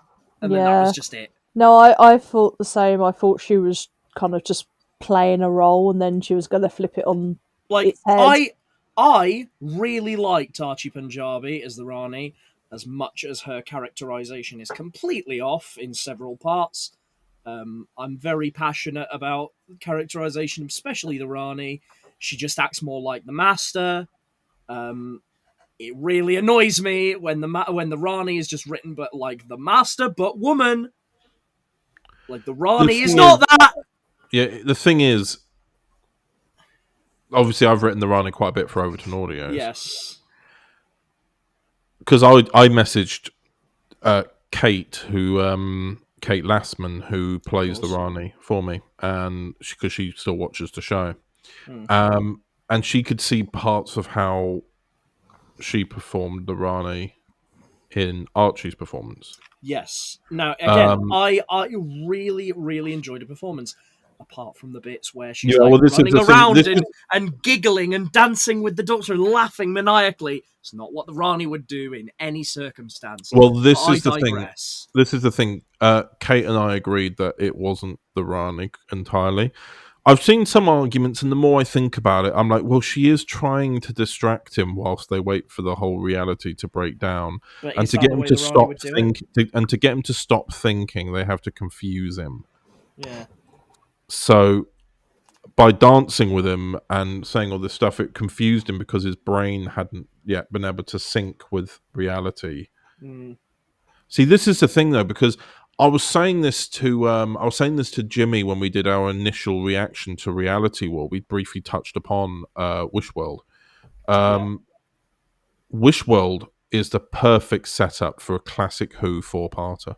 Yes, and it should have been solid throughout. Like, I love the fact that we're able to explore the Doctor in different sexualities, because the Doctor changes gender, and you say it always has to be man and woman. And if they're a woman, what does that? Does that mean that now the Doctor has to like men? You know what I mean? Like it doesn't always work that way. Yeah. I like the fact that when they question the Doctor, why would I be beautiful? Yeah. And it's like his real self coming out. Also, what was going on with Rogue? He's just in the hell dimension, burning to death. Yeah. Yeah, fair enough. Okay, he's burning to death. All right. No, it's just another thing. It was like, it's just another thing that's not going to get resolved. Well, this is the thing that I thought of when I saw it, of like, oh, this hell dimension's falling apart. I don't think I'm going to last much longer. And I just thought, so he's not coming back then? No, he just died. Thanks, Russell. He was really lovely. I really enjoyed their performance. And now he's just dead. Yeah. Thanks, Dick. Yeah. I don't care. I'm never going to work on the show. Fuck you. I loved Rogue. Anyway. Fair enough. But, yeah, I feel like, and this is going to be my same comment that I had in Reality War. My views on Reality War have changed since my initial reaction, but one thing that hasn't is that Ruby is horrifically underserved. Oh, yes. In both stories. I love the fact that to the point where why is she even there? I love the fact that she can kind of sense that something's wrong. It links back to when she was able to make it snow. Yeah. And then nothing is said again. Nothing. Yeah. It's not addressed ever. She's like one of the only people who sort of recognizes everyone still, and it's not explained why. Why can't Belinda remember, but Ruby can? Ruby can, yeah. I wish so much that got explained. And apparently, people, like somebody said, it was the Rani making it do that to create this, and I'm like, what? It's stupid.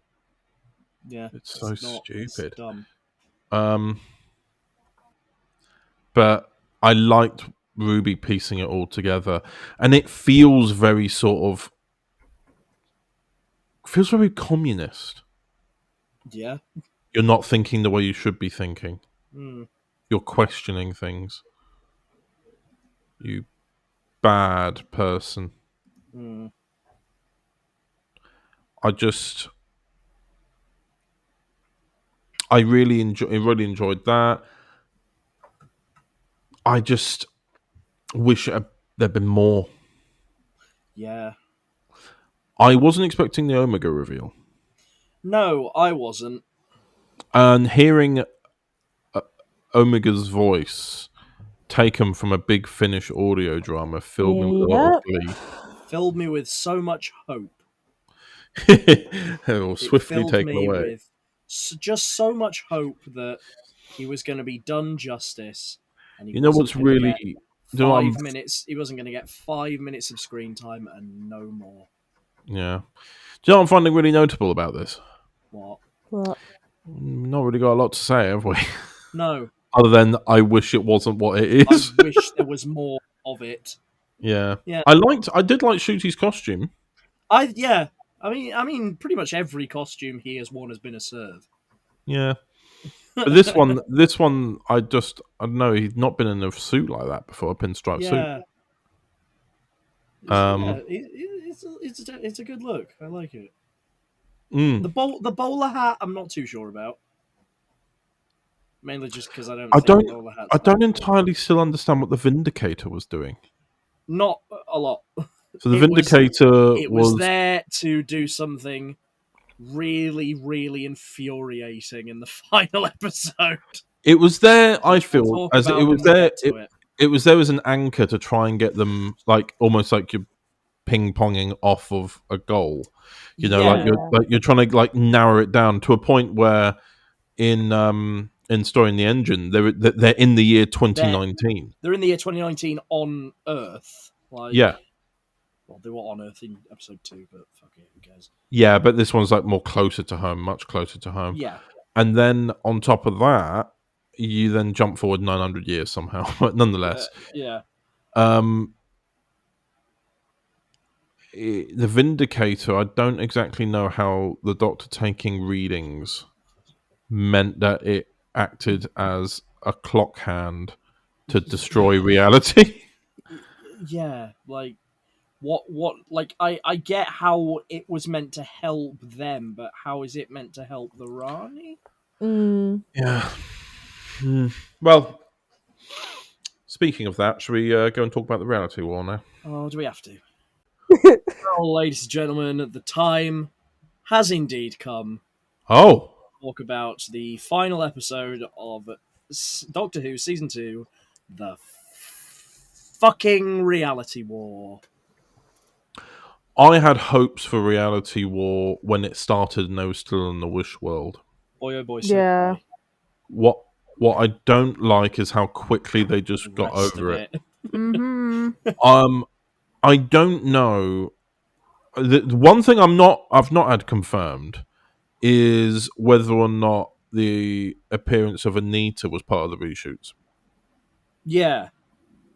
Because they still had the sets up. Mm. And they wouldn't have had it up after a year of not filming. Fair.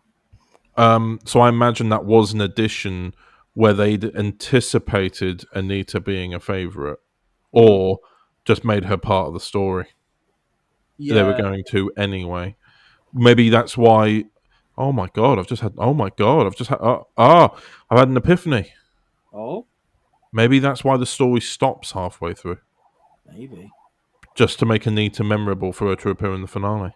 Yeah. Maybe. No. Although that was my biggest gripe, wasn't it? That the fact that the story just stopped. Yeah. Although I don't think she was meant to come back.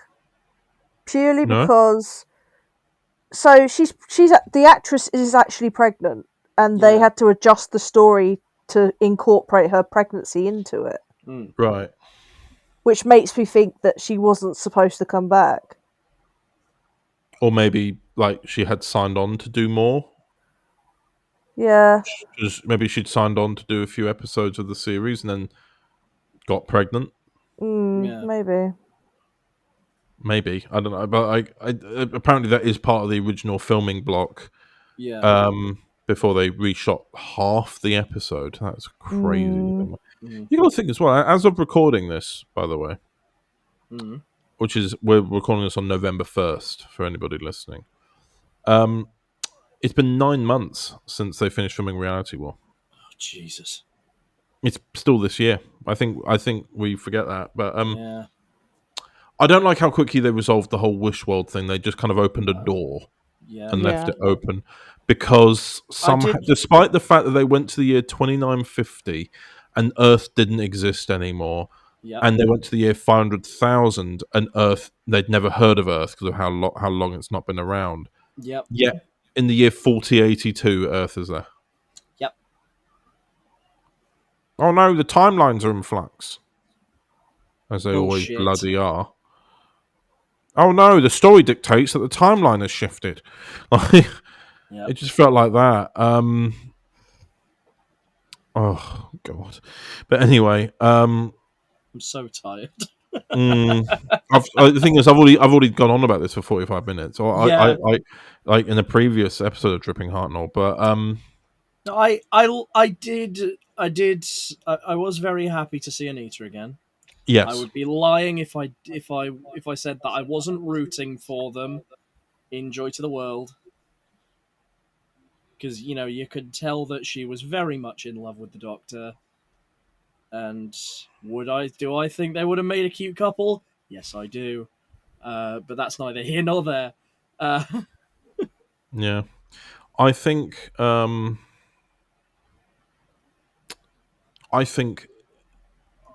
I like, because with me, I quite like bittersweet, dark endings. Yeah.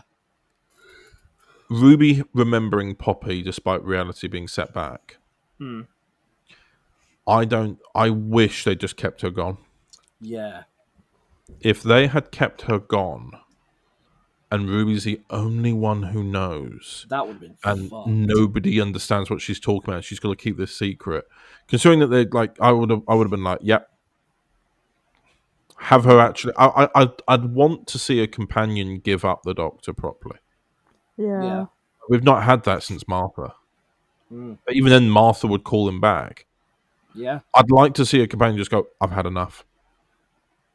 Like with Ruby having heard that, and maybe if Poppy had stayed gone, and all that other stuff, and nobody believed her, for her to give everything up, give up UNIT, give up the Doctor, just like, nope, this is like, I can't deal with it. This is too fucked. Like, yeah, I would have loved to have seen that. This is a child we're talking about. Well, this is the thing. That would have been a brilliant ending to her story arc, because when it starts, she is so, and I mean this fondly, she is so immature. Yeah. She's just going around having a laugh, essentially, with the Doctor, almost like going out for a night out. And then to have her go, I can't.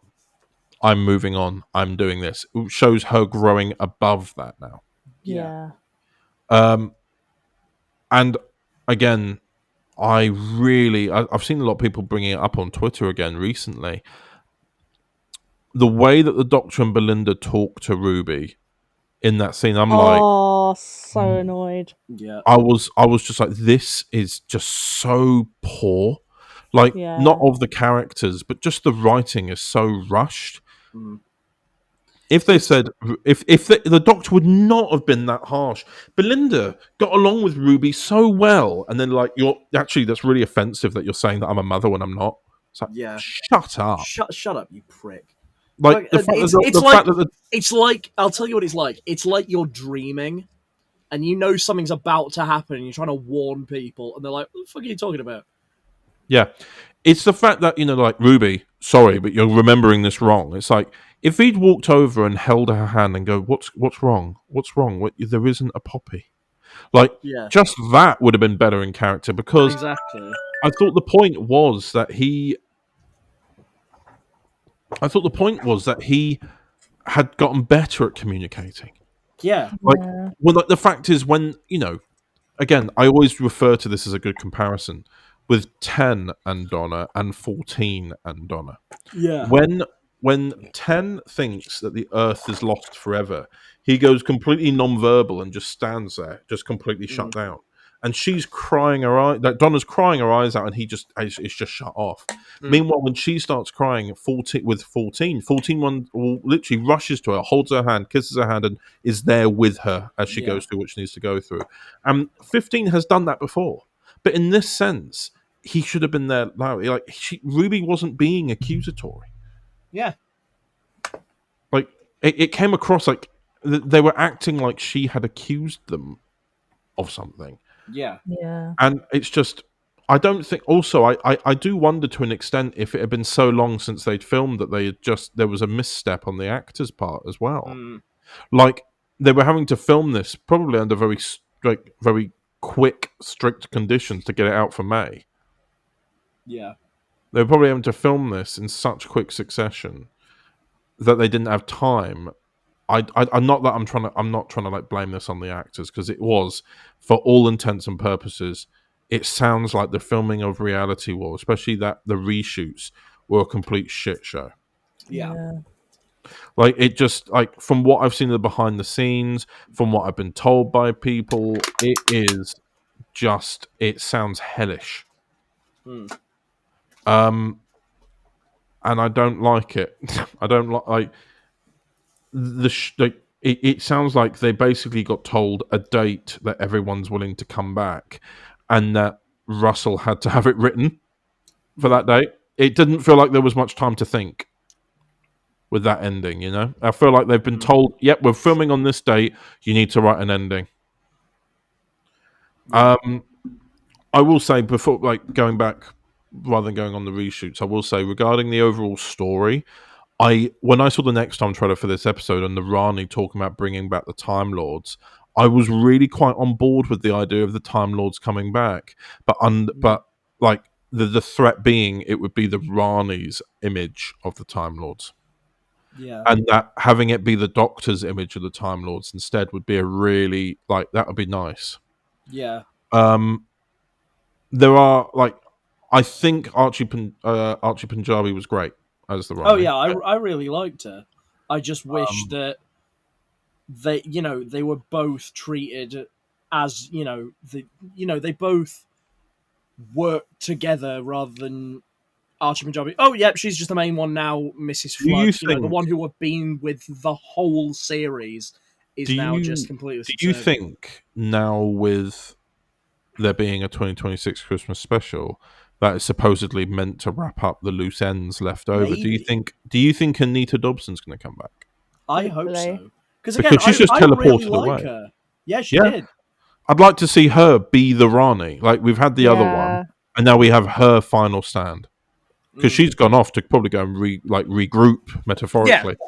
I think, to be fair, I think they were both done dirty. Because, again, Anita Dobson was the Rani, granted, we didn't know she was. A lot of people guessed, but we didn't know for certain that she was. Since Christmas 2023. And suddenly, when she gets her big reveal, she's, like, completely subservient to the new one. And then Archie Punjabi, she comes in, she's really good, and then she gets eaten. Yeah. By a big... Do you know what? No, we'll talk about that in a minute. We'll talk about that, because boy, oh boy! I was really... Actually, we'll move on to it now, why not? After the end of Wishworld, where we saw the voice cameo, yep, I was really hopeful for us seeing something quite loyal to what we know Omega to be. I loved the actual hype. No, but I loved the hype. Omega. Yeah, but I loved the hype behind it when the sound design of it, the editing. When all the all whatever the hell those, like, Hellraiser creatures were, when they were all going Omega, Omega, and it's all echoing and the music's rising, and then the thing with the seal of Omega on it, which I'm like, oh my god, we've got the seal of Omega, like, which is such a rogue reference. Yep. But the fact that we've got it, I'm like, brilliant. Oh my god, this is all aligning. And then when that seal opened and the sound echoed into the next scene where another characters are talking, I was like, oh, I love it, I love it, I love it. And then out came this skeletal, like, rotting skin worm-like thing. I call it a worm because it didn't have a waist. Yeah, just this big skeleton demon baby. Voiced, I got the concept behind it. And the real kicker, voiced by Nicholas fucking Briggs. I think personally that I saw somebody did an edit where it was the same sort of creature, but rather than having a skull head, it was the mask. Yes, I'm pretty sure I sent that to you. Yeah, I think ages that was ago. it. If it was still the mask, I probably wouldn't be as critical of it. That's still 100 because it's 100% more faithful to the source material. Yeah.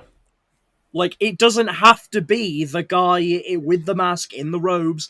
It could have been that big CGI creature, but with the mask, and it would have been 100%. I would have loved it more.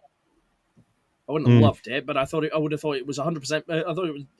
I think it would have been 10 times better. Yeah. Than what we got, because what we got just wasn't Omega at all. And what's more, we got 5 minutes of screen time, and then the Doctor shot him with a gun. It wasn't even 5 minutes. It was less than 5 minutes, and the whole conflict is ended by the Doctor shooting him by using the Vindicator as a gun.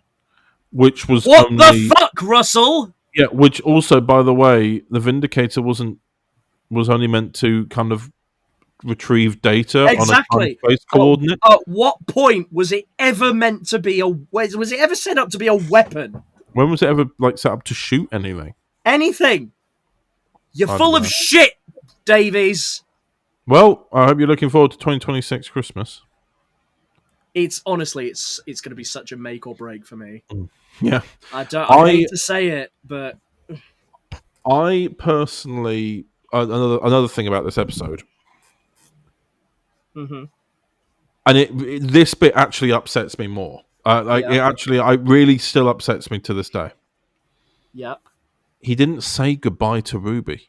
He did not. He did not. We know that the Doctor's going to end up in Unit again. We know this. We also know we're going to have them in the Unit spin-off, War Between the Land and the Sea. We know that we're going to see them again as an audience, but we don't know if we're ever going to see Ruby Sunday again.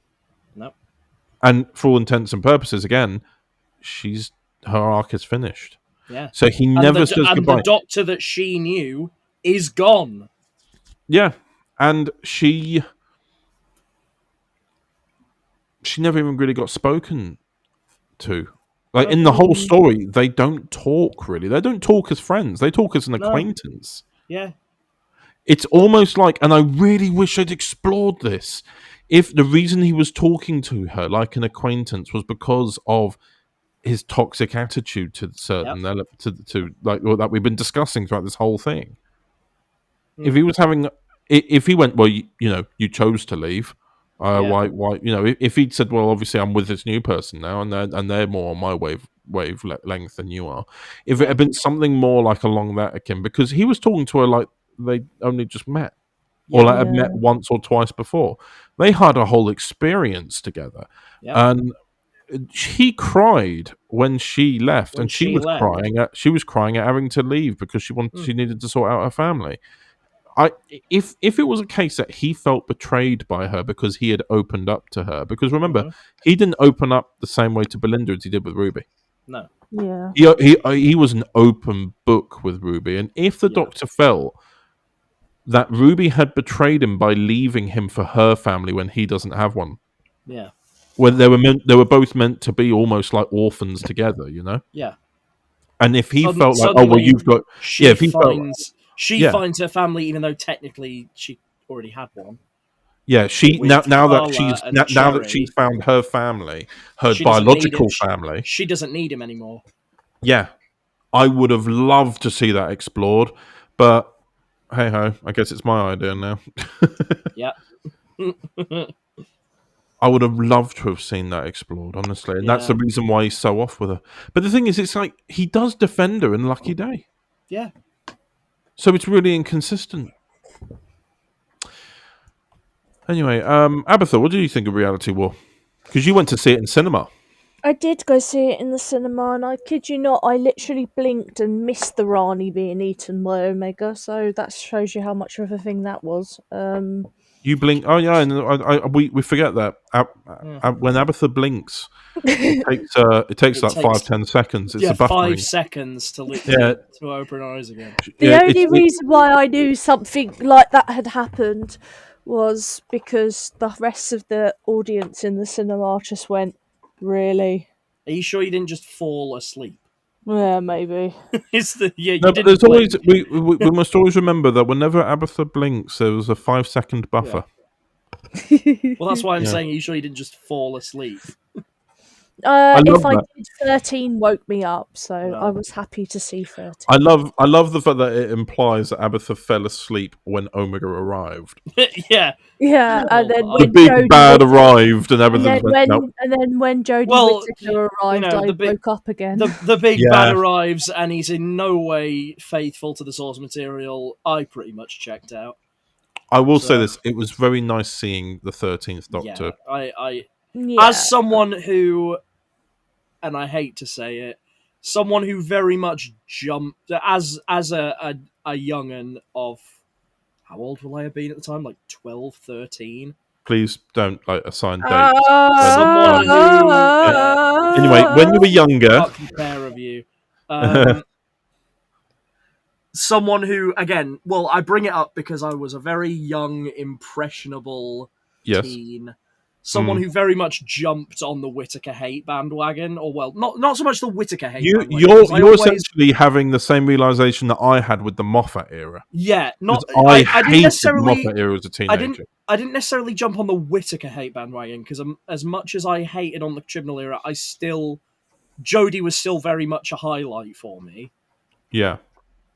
It was I feel, I felt I'd sort of grown up slightly when I found myself really happy when Jodie came on screen, because you'll all be happy to know that I have grown up since then, and I do really enjoy the Chibnall era now.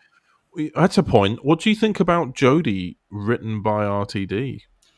I thought she was pretty faithful, which is really impressive for Russell these days. Yeah. No, I thought I like to think as well that she probably did some ad libbing here and there. Like, of course. They both. It was nice because somebody said that with the 14th Doctor acting as a very much having to act like an interim Doctor because Ncuti wasn't ready. Realistically, we were all hoping it, like when Ncuti got announced as the 14th Doctor. Yeah. All of us imagined Jodie regenerating into Ncuti. So having this moment where they got to see one another and work alongside one another to kind of almost, it is like a passing of the torch almost, or just kind of a respect. Like, it was nice to have that all come together. And it was just, I think Jodie was just having the time of her life. You've got to remember as well, like and I will say this, and I don't mean it to like maybe have a weird connotation to it, but she's looking great considering that she's just had a baby. Yeah. Yes, running about. Good for her. Yeah, 100%. She was also a brunette, so that hair's a wig. That is true. Because she was filming. Oh, what's that thing that's just come out with the woman that played the TARDIS? Oh, yeah, I know what you mean. I remember the. Yeah, she was filming. Yeah, she was filming that at the time. So yeah, I can imagine the poster. I can imagine the poster. Yeah. I'll be right with you. I think that's the only positive thing I can think of for Reality War. Actually, is the ending. The ending. No, but I felt really happy when she appeared. I was like, because I've made a couple of audio dramas with that Doctor already, but waited until she'd gone, and now that she's kind of come back, and it's a bit of addition to the lore and everything like that, I was like, this is nice. It was Frauds, by the way. Yes, that's Jodie the one. Whittaker and Saran Jones were in. It's really good. Highly recommend. Funnily enough, Saran Jones was blonde in that. Yeah. Oh. Anyway, now that we've expressed enjoyment of hearing about another show that isn't the Reality War, shall we go to the outro now and wrap up our final thoughts? Should. So, before we end, final thoughts on the series as a whole. What did we think? I enjoyed the series overall. It's the strong episodes really help hold the series up. Yeah. The consecutive weeks we had of really good episodes really helped momentum. And that, as a result, I do enjoy the series. However, the ending, well, it really makes the whole journey feel worthless. Yes. But I can go back to the other episodes and enjoy them as a singular story still. No, absolutely. But yeah, like there were some excellent episodes there. Another thing, I suppose, is that the problem with these episodes is you can enjoy them, but you kind of have to know that those stories now didn't happen the way you're viewing them. Yeah. Because they rewrote the end of Reality War that she's always had a daughter. So Oh, yeah. there are key scenes where she talks about her daughter when she never had a daughter in those episodes because the reality hadn't been changed. So if you think about it like that, essentially you can't watch the series. Yeah. Unless you're watching the whole thing to understand it. Like nobody will ever watch those episodes singularly and think Belinda as a daughter. Yeah. No, I It's totally just, agree. but in all fairness, I don't really. I suppose well, you should just not care at the same time. Yeah. But no, I do enjoy the series overall because of those really strong episodes. I think. Yeah, I think. Yeah, the first 6 are watchable. Yeah, they say there's some very. It's either really strong or the polar opposite. There's no middle ground with this series, you know. Yeah. Well, I would say Robot Revolution and Flux are middle ground. Personally, I think they're kind of I wouldn't say they're burgers, completely honestly. weak. If you're putting Reality War and on that bar, the Robot Revolution and Flux are not sat next to Reality Yeah, War. For me. that's true. That's very But true. again, this is what I'm saying. I don't think they're bad. I just think they're kind of nothing. But this is the thing; they're not even. I get what Abatha's meaning too, because they're not like you say. They're either bad, good, or nothing. And sometimes nothing can be just as bad. Yeah. Because if you haven't got an opinion on it, then it's really failed. If you don't think it's bad, if you think it's bad, at least you have an opinion on something you saw. Yeah. Yeah. You watch something and you feel nothing towards it, not even a reaction, then you know you failed at television entertainment. Not that I'm trying to say that Reality War was above Robot Revolution or Flux, but yeah, but yes, also what's come out in the last couple of days, really. More information about Reality War and its filming. Obviously, we talked about that. Yes. But also, they announced the War Between the Land and the Sea is likely going to be coming out in December. More recently today, I've seen that it might potentially be doing a Children of Earth style release and be coming out in the week between Christmas and New Year. Okay. So I've heard that apparently episode 1 might be coming out on Christmas Day. Oh. So we have a kind of Whoniverse Christmas special still. Yeah. Which I don't mind. It might not be a Doctor Who Christmas special, but at least it's kind of within the realm. In the realm, yeah. Yeah. Meanwhile, they've announced a 2026 Christmas special, and they are aiming to make further seasons. Nice. But it is not clear if Russell is involved in anything after the 2026 Christmas special. I've seen a lot of articles, scathing articles, saying Doctor Who cannot and must not continue with RTD, which I do think is a massive shame because we've always known him to be the best with RTD1, and then he's come back and this has happened. And he was able to recover from the Christopher Eccleston stuff somewhat. Yeah. But this is just another stain. Honest opinion, and this is something that John was talking to us about earlier, but this is something that I've said many times before. We heralded him as like the best thing that's ever happened to Doctor Who with RTD1, and it got to his head. Simple. And now suddenly, every time he does an interview, he's like, there's no modesty anymore. Every time he talks about the stuff that he's writing for Doctor Who, it's amazing. It's fantastic. It's the best thing that's ever been made. It's not, Russell. It's really not.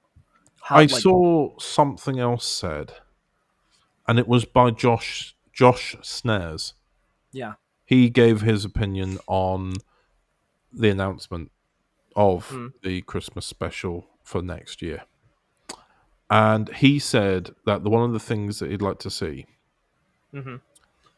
is actually more openness about when things go wrong. Yes. Because they were saying about how when Stephen Moffat would come and talk to Doctor Who magazine, it was always about the struggle to make it. Never about how amazing it was, but the struggle to make it. Like how Moffat was saying that at one point the 50th was only going to have Jenna Coleman in it. Yeah. And how it would have been that the 50th would have happened, it would have only had Clara though. And that would have sucked. But that's the point. And then we know that, Moffat did try and talk to Eccleston. Eccleston could have been on board, but ultimately they amicably said they couldn't agree together in the end. And then it could have been McGann. But that's the thing. I like hearing those stories because it shows that the effort. Yeah. With Russell saying, no, this was always the plan. It's like, yeah, you're trying to hide something. Yeah. Like all this, every single time that they've been like, oh yeah, it was always the plan to do this and da. Bollocks. No, it wasn't. But the first kind of red flag was the jukebox. Yeah. Yeah. They're going to be using that, and then they used it in Space Babies, but had to cut it.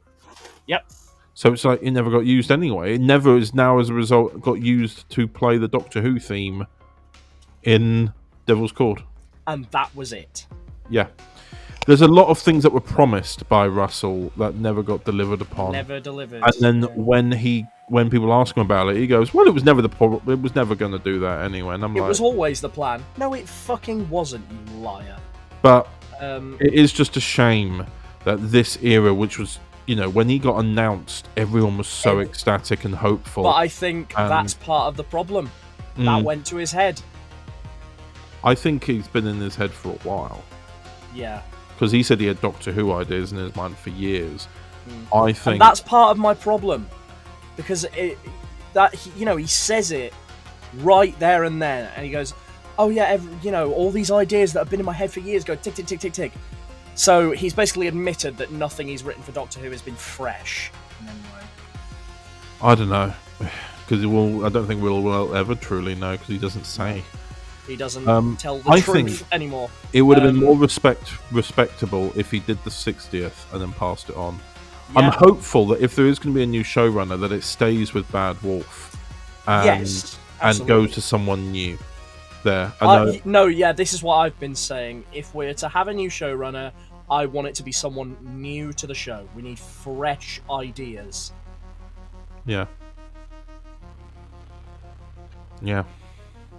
Let's give somebody new a go. Indeed. Right. Well, is that everything? Yes, I believe that's everything. So, thank you, everyone, for joining us on this very, very, very, very, very, very opinionated episode of the Dripping Hartnell podcast, mostly from me. Yes. Hope to see you again soon in the next episode, whenever that will be. Probably Christmas 2026. Probably. That's probably not true, because we might talk about previous episodes that we haven't. We're definitely going to do one. I definitely want to do one about the war between the land and the sea. Oh yes, of course. Which is only really a month and a bit away. It will probably be back. That is true. Yeah. And obviously, more content to come on this exciting new WhoTube Fanatics incarnation of the WhoTube Fanatics channel. Yeah. But anyway, once again, thank you very much for joining. From myself. From my lovely guests, co-hosts, whatever, Connor Chadwick. Yes, indeed. And Abi Louise. Thank you. And one final time, I have been your host, Connor J. Sumner. And, bye.